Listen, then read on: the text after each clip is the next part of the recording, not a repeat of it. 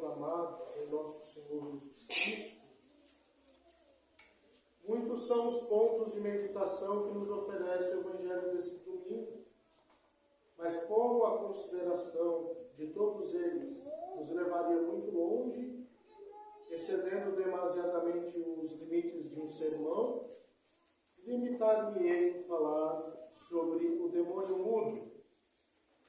Caríssimo, sabemos que as criaturas angélicas são criadas por Deus, é claro, mas na forma de espírito puro, para a glória de Deus e para servi-lo. Porém, infelizmente, influenciados pelo mau exemplo de Lúcifer, muitos deles se rebelaram contra Deus. E por causa disso, tornaram-se espíritos maus. Tornaram-se demônios. Por isso, todos são maus. Podemos concluir, no entanto, por palavras do próprio Cristo, que além de haver espíritos maus, existem uns piores. Ele disse, no Evangelho de hoje, volta com 7 espíritos piores que o primeiro. Há uma espécie de demônio que só se expulsa com jejum e oração. E certamente, este demônio mudo é um dos piores. Expulsou Jesus um demônio, e ele era mudo. É chamado mudo porque é ele quem causa o mutismo espiritual, que é um mal terrível. O que tornava mudo aquele infeliz homem era a presença e a ação desse demônio que o possuía. Tanto assim, que expulso que foi esse demônio, o homem voltou a falar. Os judeus não contestaram o milagre, mas o atribuíram a Beelzebub, príncipe dos demônios. E nosso Senhor tritura tão indigna interpretação que só podia nascer da má fé. Vejamos bem, até isso nosso Senhor foi falsamente acusado de trabalhar para o mal. Veja bem, o próprio bem em pessoa acusado de trabalhar para o mal. Meus filhos, o que no entanto queremos ressaltar aqui é o sentido moral escondido nesse prodígio. A finalidade direta que nosso Senhor tinha em vista ao fazer milagres, como nós já dissemos em outros sermões, era de confirmar sua missão de Messias e manifestar sua bondade. Mas é óbvio que o Divino Mestre visava também um sentido moral e, por que não, alegórico. Assim, este homem que o demônio tornava mudo, nos mostra um dos efeitos que o pecado produz em nossas almas. O pecado nos torna mudos. Escutamos outras vezes que o pecado nos torna cegos, o pecado nos torna paralíticos. Mas hoje nosso Senhor quer nos dizer que o pecado nos torna mudos. Prendendo nossa língua naqueles usos para os quais Deus nos deu, como meios de ganharmos o céu. Orar, dar testemunho da verdade e confessar nossas faltas no sacramento da penitência. Quão terrível é esse demônio, pois nos pode tirar os grandes meios de salvação, pois quem não reza se condena. Sem confissão não há salvação, mesmo diante de um recurso de confissão perfeita,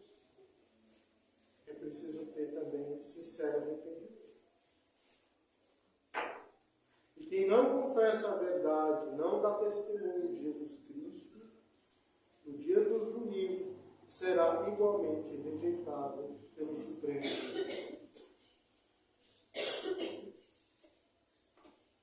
Uma das coisas que nós mais fazemos mau uso da palavra é a oração. Quando nós a abandonamos, Deus, meus filhos, quer que pela oração nós o glorifiquemos e o adoremos. Deus quer que nos sirvamos da palavra para falarmos com Ele mesmo, Criador de todas as coisas, Mestre soberano do universo, o Ser eterno, a sabedoria encarnada, a própria bondade, o Onipotente. Deus quer que nos dirijamos a Ele como Pai, Pater Noster. E além do culto de latria só devido a Deus, a língua nos é dada também para, na oração, agradecermos as graças recebidas, pedir novas graças e pedir perdão dos nossos pecados. Meus filhos, devemos nos sentir singularmente honrados em poder entrar em conversação com Deus, em poder nos dirigir a um ser tão grande, sendo nós tão pequenos.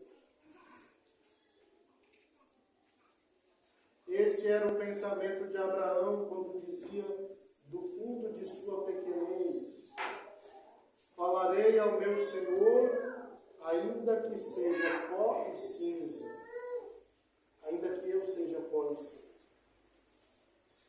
Pois bem, o demônio mudo, quando reina numa alma pelo pecado, fecha-lhe a boca, torna-a muda em relação a Deus.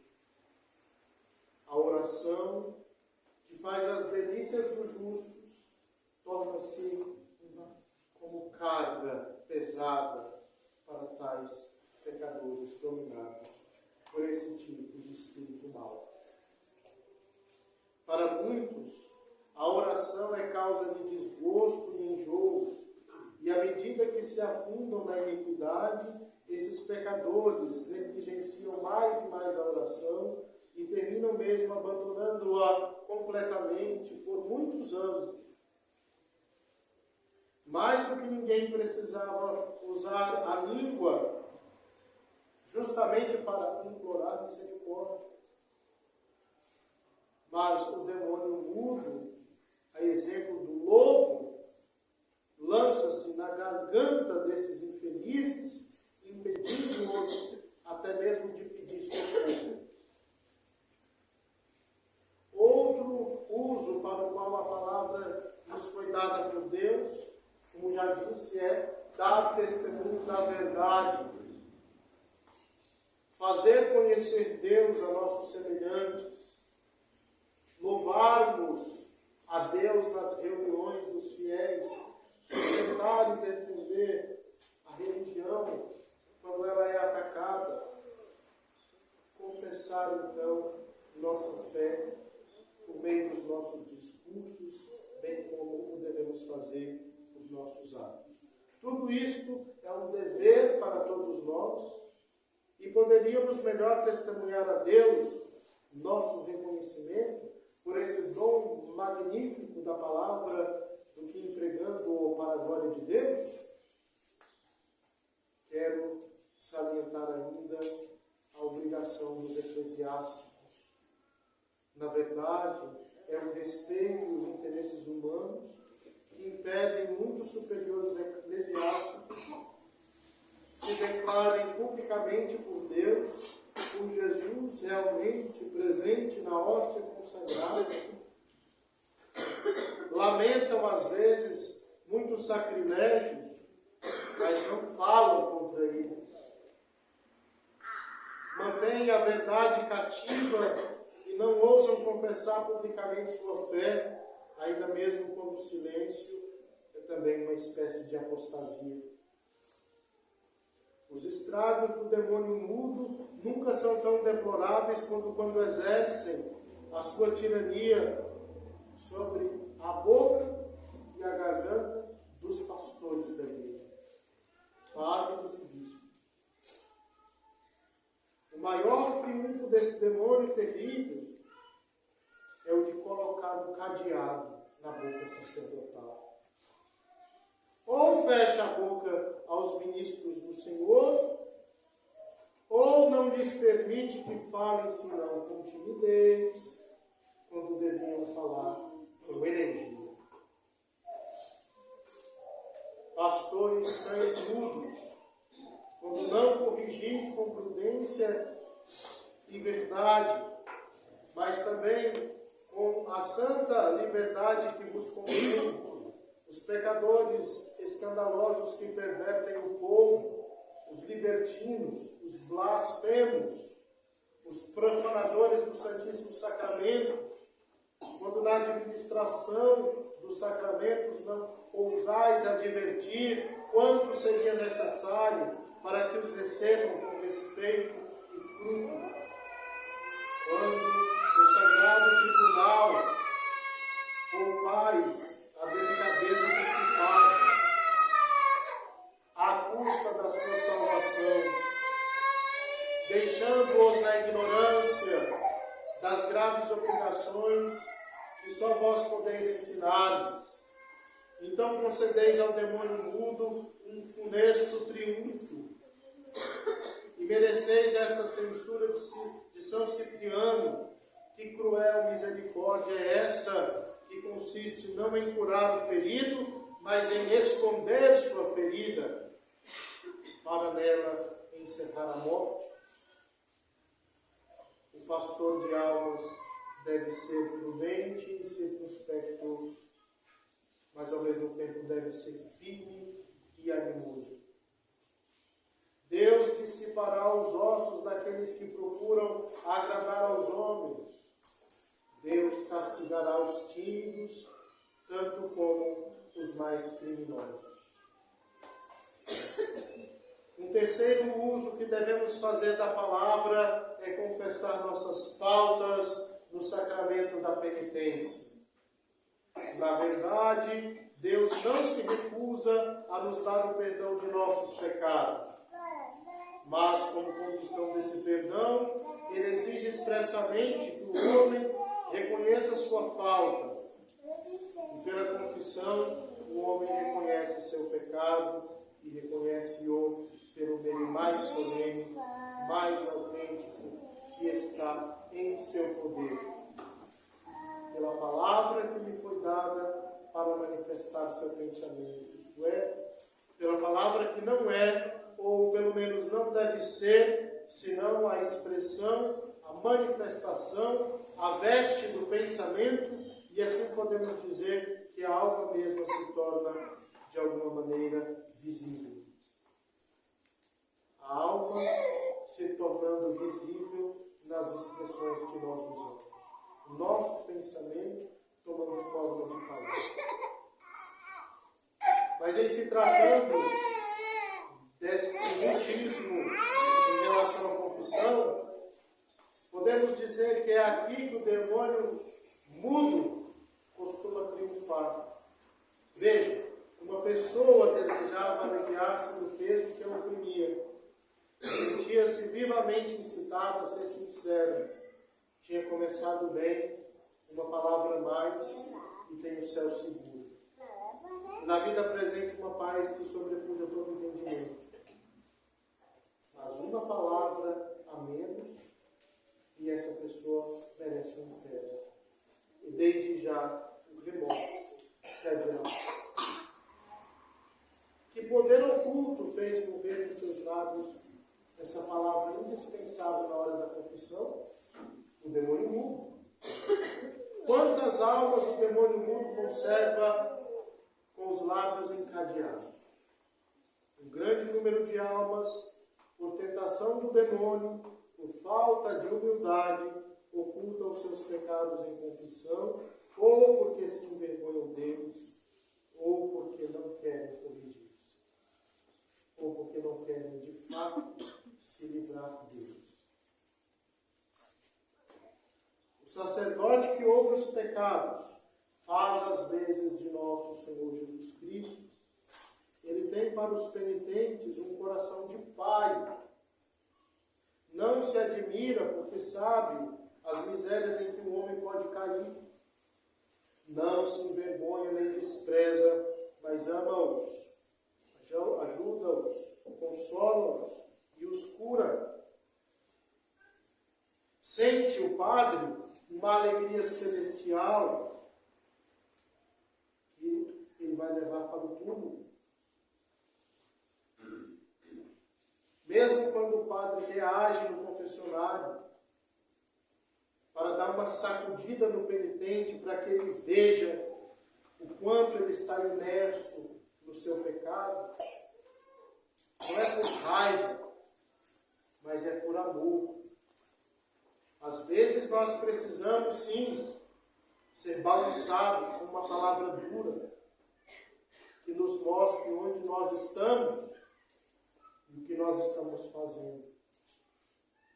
Infelizmente, vivemos boa parte da nossa vida alienados a quem realmente somos e o que nós realmente estamos fazendo. Porque se nós tivéssemos noção do tamanho que um pecado pode realizar um mal terrível, até mesmo Adão não teria pecado.